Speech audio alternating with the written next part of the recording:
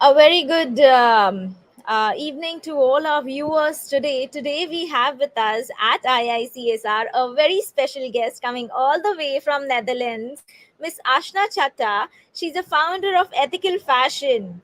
She's one time a creator and implementer of public campaigns, and the other time communication and PR activities for sustainable brands. She has been active in sustainable fashion for more than a decade now. She is also a personal stylist for sustainable fashion. So, all of y'all who are looking for alternative clothing, do reach out to her. So, welcome, Ashna. A pleasure to have you with us, and thank you so very much for visiting our campus and blessing us with your presence over Yeah, here. yeah, me also. Thank you so much for the invitation. And we met each other in a coincidence, and it has to be like this that I'm here now. And yeah, great work what you do, and I'm very proud and very honored that I can be here with you in the live stream. We are very proud of what work you're doing back in Netherlands. We are very proud of the work that you're doing, and we believe that it needs to be replicated world over. So you are an inspiration for many other ladies out here watching. So now you have been in this industry for quite a while. More than 10 decades is not a joke. Yeah. So what has been your journey like in order to achieve sustainable fashion? Now, my personal story: when I was a kid, I love fashion. When I can choose my own fashion, I create a passion for fashion. And for me, is fashion is anthropologic and it's sociologic. Is sociologic. Sorry for my English sometimes. And I find it very interesting how people choose their clothes, how religion choose their clothes, how subcultures choose their clothes. Where come trends from? It is for me such an interesting world. And now I'm now 38 and I was 18, and I thought, okay, I'm becoming a fashion designer. I was to the Academy for Fashion, a very well known academy for a fashion designer. And the first 6 months, they say to me, Ashna, you are a great storyteller.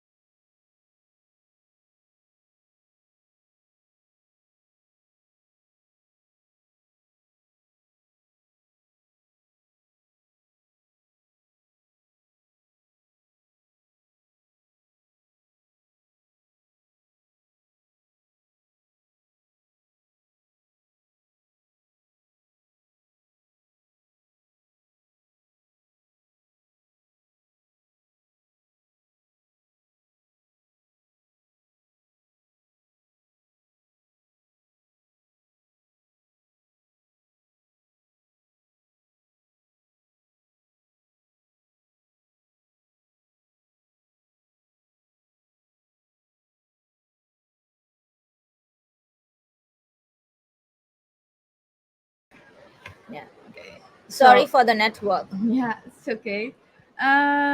So yeah, so was working as art director, stylist in the regular fashion industry, but I was so unhappy because I have to make cheap productions. It was hard work for less money. Yeah, people was not conscious about the clothes, about the things that they was using. It was only using for one photo shoot and then throw it away. People treated me also not nice as a stylist, and I was thinking, no, no, no, not in this world. I earned quite good money, but then I did research. I think 15 years ago, um, and I was also consumer 15 years ago, 20 years ago, to go to fast fashion stores and buy cheap clothes. And I was happy that I had a t-shirt for €5. I was also this consumer. And then I was thinking, okay, I'm not happy in this work what I'm doing now. What is happening in the whole fast fashion industry? So I was researching NGOs, um, who was uh, publishing reports about the fast fashion industry, and then I say, and then yeah, for me was okay. What is happening in this industry? People get not well paid. It is a polluting industry. After the oil industry, the most damaged polluting industry in the world. Textile. People get not well paid, and then I think, okay, now I found my passion with a meaningful, and yeah, and then I look up for NGOs and did a lot of volunteer work, learned a lot, and so I end up to be in the team of Fashion Revolution Week. Fashion Revolution Week was created by Ursula Sommer, a woman in the UK. I think we all know the Rana Plaza disaster, and then was the fashion industry was awake, and she said, okay, we have to do something because this is such iconic. It's a little bit strange to say iconic, but it's an iconic moment in the fashion industry, and we have to do something with it. And first 10 years ago, this year's is 10 years, it's 10 years after the disaster, and she came up with the hashtag who make my clothes. She said, okay, if the consumers ask the question and ask on social media, tag your favorite brand and ask who made my clothes, and if so many people all over the world gonna do that, then we create a movement, and then the stores and the companies have to react how they produce and how transparent they are. So I was 7 years working for Fashion Revolution, and then I was also involved for Stoere Vrouwen. Stoere Vrouwen is a campaign agency, and a campaign agency for conscious shopping.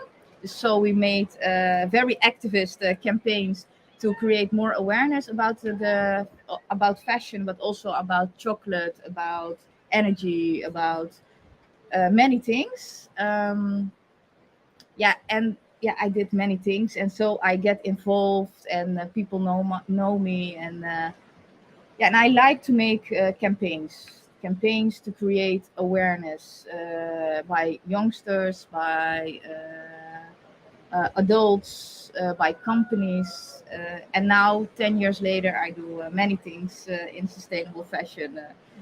It's very inspirational. While you are doing this back in Netherlands, are there any rules or regulations that say that CSR or sustainability is a law for the companies out there, or it is just a natural thing coming from within for them? No, it is. It's really back in the days, 10 years ago. Um, yeah, what I know, the big companies was not aware of this and not talking about this, and that's why I like Fashion Revolution so much, because the chain is so big and so intransparent for the bigger companies. So Fashion Revolution said also, we have to make the supply chain transparent.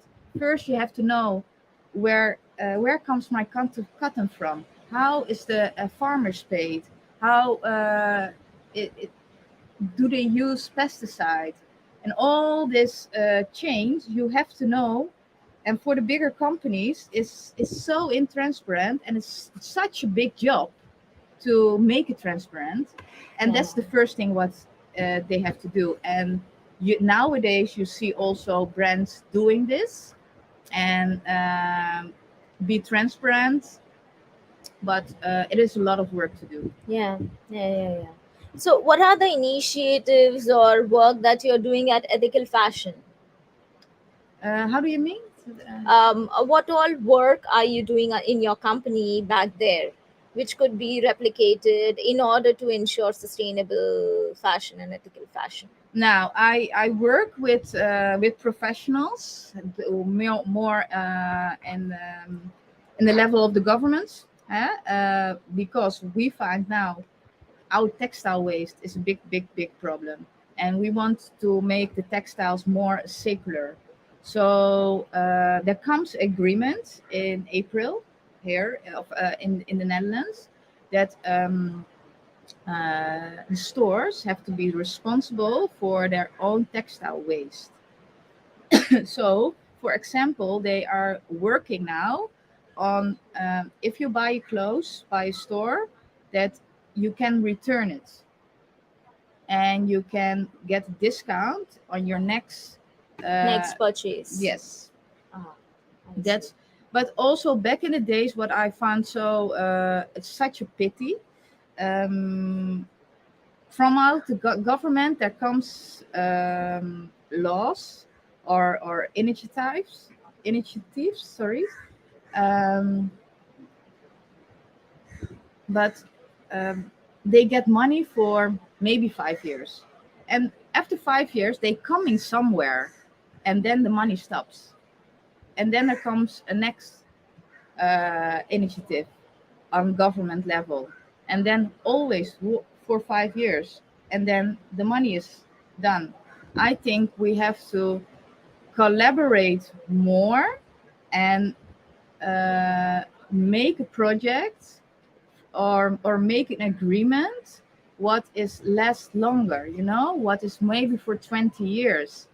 um, in my perception in Holland, um, I think we can do more, because we do it more maybe for 5 years, and then we come somewhere, and then a new program comes, and then they have to do it again from scratch, Yeah. and then I thinking use the information what we already have, and Okay. share it. Okay. So as you mentioned that textile industry is one of the most polluting industry, in fact, the second most polluting industry in the world.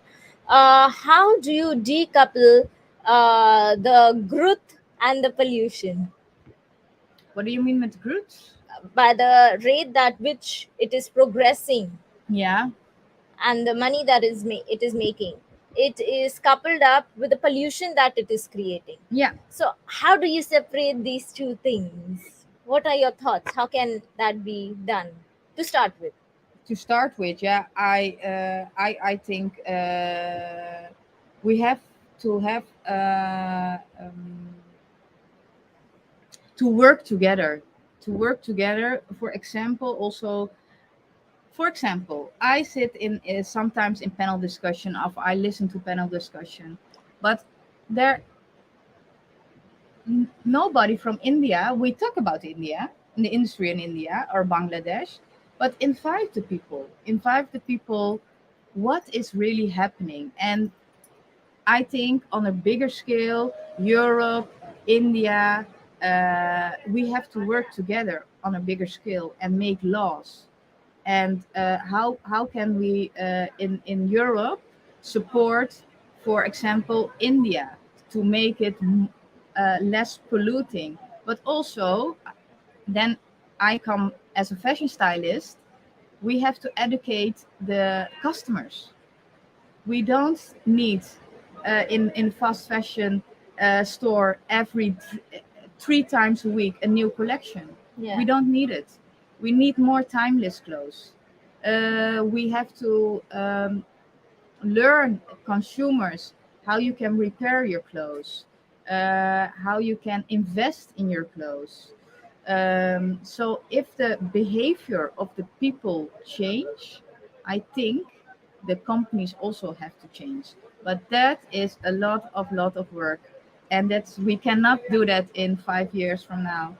I many people say to me, "Yeah, but this has to be done now, and it's not possible anymore." But it can grow very fast. But if you want to make it better, it takes a long time. And we did that with each other. We buy it, we support it. So now we have to turn it back, and that's very difficult, I think. So, any successful case study that you would like to mention? Any successful campaign that you would like to mention about which you have handled and a change has happened? Now it's one of we're very proud of. One of the first campaigns was in 2012. Was with the campaign agency Tough Woman, and we created a campaign at a famous square in Amsterdam, the Dam Square, and with flags, and we collaborate with an NGO, School Clean Clothes campaign. They have also a part in the Netherlands, and we with 50 women we create hipsters and how do you say it, bras. Blouse. Yes, Yeah. with from organic cotton with the GOTS trademark, and we stripped up the dam square under the slogan "Better naked than unfair made it," and for that time we get a lot of media attention, and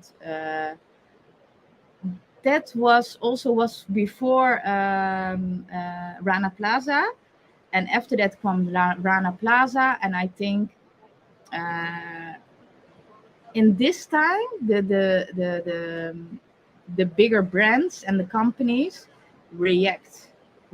Okay, we also want to be more transparent. Okay, this is not good, but what I'm now finding so difficult is big brands say now, okay, for example, we make something from recycled polyester, and that's green. Hmm. And you know much about our world. I know much about the fashion industry, but the regular consumer think, oh, I'm green. This is green. This is good, But I'm not a fan of recycled polyester in the clothing industry because it's not solving the problem. You're moving the problem, Yeah. and people thinking, oh, I'm green, and I'm doing it good. But it's more than that, It is how the farmers paid, how polluting is it to make the cotton or the polyester, for example. How's the transport? So many things in the chain. It is from cotton seed till consumer and Yeah. everything what is in it. And now the bigger brands say, "Oh, we use organic cotton, but it's still for 50 euros in the stores." Something is wrong. Yeah, yeah, yeah. Would you share about the Rana Plus thing? Because I don't know if all our viewers would be knowing about it. Would you consider to share? Yeah, of course. There was in 2013. It was a big factory in Bangladesh, and the owners of the factory was already warned that the building is unsafe and is not safe for the people to work there. But they didn't listen, and after I think a couple of months later, the building collapsed, and more than 111 people died, and they found um, how do you say, Flames. yeah, Flames. no, they found the tags of, for example, from H&M, from Oh Sarah, yes, the uh, all the big brand tags. yeah, So it was a backtracking. yeah. All the products were supplied to these big Yes, brands. yes, yes. And then Mm. that was for the fashion industry. Wake up call. Oh, yeah, a very hard wake up call. Yeah. And then the bigger stores and companies say, okay, we have to do something, but they already know that. But now it was in the media, Yeah. and they react now. Ah, okay. Now you are a woman entrepreneur. It's not easy. In sustainable business industry primarily. For the coming 5 years, what are the steps that you see that you would like to take as a woman entrepreneur? Now, what I really found so interesting is circularity. What we gonna do with all this textile waste? How can we reuse it? And what I like as a campaign maker is to make people also more aware to buy more sustainable materials, or maybe a dress from one material, because if you have a dress from maybe cotton, maybe a little bit viscose and elastan, it is too hard to recycle it. And if it comes in the textile waste, in the how do you say it, afval? Affluents, No, no, no. pollutants, Uh, how do you say it? pollution, No, the big waste. You know, the dump yard. yes, Ah, yes. So we bring then all the plastic again back to our environment, and that's not good. We have to stop that, and I think we have to make people more and more aware that we have to buy maybe clothes from one material. If you buy clothes from one material, you can recycle it. We can do something with it. For example, now in a woman that I know from the government in Amsterdam. She's working on a project now, and it calls the Green Deal. More than 26 jeans brands signed the Green Deal, and they have uh, to together to produce, I think, 2 million pieces of clothes with minimum, um, I think, 10% recycled material, this recycled cotton. So then you make an impact, you know. So, and I hope that I see more of these things. And if a campaign maker, I like to create campaigns to make people more aware um, um, about the textile waste and about circularity. And what I found so interesting is now, for example, the fruit ladders, all the innovative materials. It is not, we cannot scale it up yeah. right now, but we are on a way. And I like to, yeah, create campaigns and talk about, because in the Netherlands also, if people have damaged clothes with holes in it, they throw it away in the regular garbage. Yes. And we also now, with the government of Amsterdam, we create campaigns, or they are creating campaigns to make people more aware uh, that you can throw it also away in a textile container, because we can do something with it. Interesting.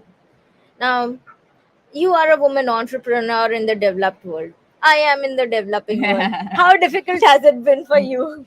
Now, I think I find it not so difficult. No, no, because maybe it's a little bit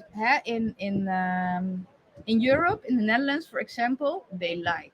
Sometimes I'm asking myself, do they ask me because I have a color and I'm a woman? Because they want that, in their panel Yeah. discussions. Yeah, It yeah, looks good, you know. yeah. Inclusive. Yeah, they want to be more inclusive. Um, no, I don't find it hard, because I have sometimes a little bit man behavior in doing business. Ah, Yeah. I guess we have to Yeah, develop that. yeah. Yeah. So I like to make fast decisions, taking a risk sometimes. There's also doing business as a woman entrepreneur. Yeah. I don't like to talk too much. I like to do things, Do and things. yeah. Yeah, that's interesting. In the industry that we are in, since you're focused on the textile industry and I'm focused on sustainable, which is more umbrella as a concept, what is a knowledge gap that you must have observed in the textile industry that they need to be upskilled upon, and some kind of courses that we could run together for Yeah, what I really industries like to world over? see, because in the Netherlands, what I know, we talk about sustainability. We're talking about living wage. We're talking about making good products. But I do also sometimes sales and branding, helping new upcoming small brands with sales. And I like to see in schools that are more courses how you create a brand and doing the sales, because we only talk about nice products but not about the sales. And I think also sustainable fashion have to be also regular, and it is also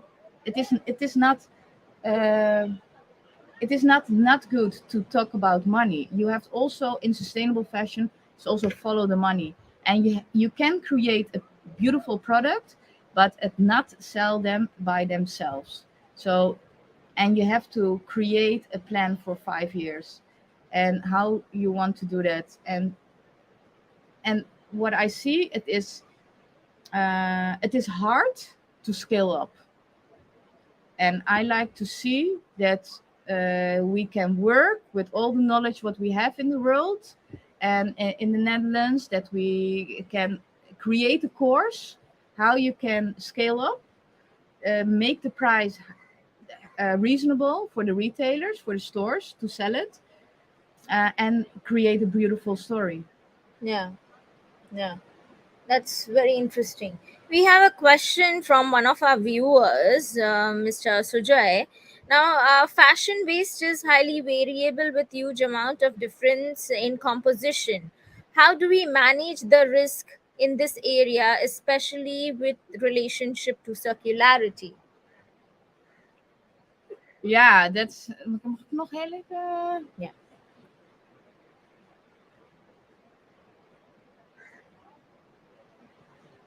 Yeah, that's now yeah, that's really a thing, because we are in an innovative time with circularity, and so yeah, there is not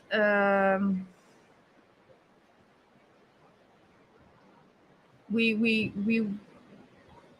we have circular principles, but it is not so high and so scale up. We now uh, in scaling up, we are more with sustainability and good products, and less with circularity. And I hope we can grow slowly, so we can so that circularity is also not a risk anymore, because also circularity in fashion highest the price, Yeah, yeah, yeah. I and agree that's a with you. risk for if you want to start it like that.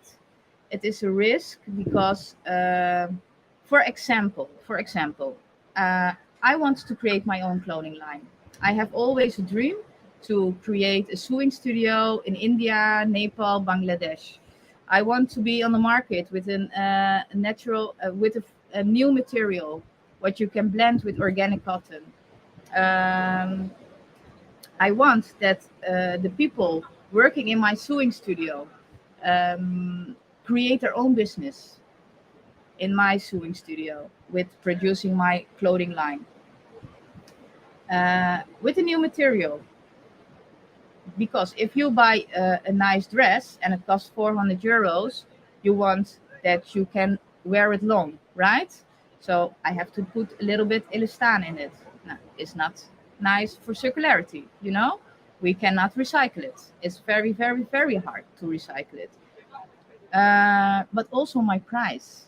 My price is maybe 400-500 euros for a dress, and and I need big companies to buy me maybe uh, to buy from me 2,000 pieces. But my product is only interesting for small boutiques. They only want to buy a mat series. one size series. I mean, and that's not Hmm. interesting for me because I have to keep the people work there. Yeah. So it is a hard business. Yeah. Ah, that's quite a challenging task when it comes to numbers for all of us. Yeah. Huh? Yeah. So, any message to our viewers? We have two participants, Venu and Mr. Praveen.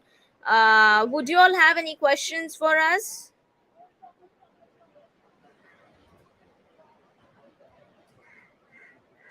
Okay, all right. So, any final message to all our viewers who are watching you right now or who would watch the recorded version later? Um, Try to inspire. You can always make impact to inspire the people around you.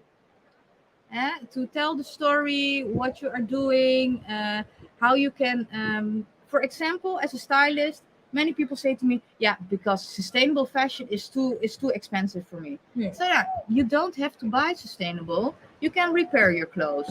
You can go for timeless clothes. Maybe once a year, you invest in a basic item, a jeans, for example. In Europe, we wear a lot of jeans, and a jeans you can combine that with the rest of your wardrobe. Um, what I also tell people, ask in stores who made my clothes. Do you know which fabric? Do you know where it comes from? Ask questions. Ask also questions on social media with the hashtag who made my clothes and tag your favorite brand. So we are rising more and more from downstairs. So the companies have to react. And that's an easy thing what we can do as a human. That could be my next blog. Who make Yeah. my clothes? Yeah. Thank you so very Thank much. you very much for having me. It's been a pleasure to have you with us, and yeah, it's very inspiring for what you're doing, and we wish you all the luck from our institute, and our gates are always open to collaborate, and may your business scale up all over the world. Thank you so much. Thank you so much for having me. Thank you, thank you. So this was Ashna live from IICSR campus. Just to let you all know about sustainable fashion, whenever you buy something, hashtag who make my clothes. That'll be interesting. Also, our postgraduate program in CSR and sustainability admissions are open. Masters in CSR and sustainability admissions are open. We are also running BRSR course, which is a mandatory compliance by the government of India from the 17th of February to the 21st of February. In case you all are interested to enroll in any one of them, do get in touch with us on info@iicsr.com. Thank you so very much. Namaste.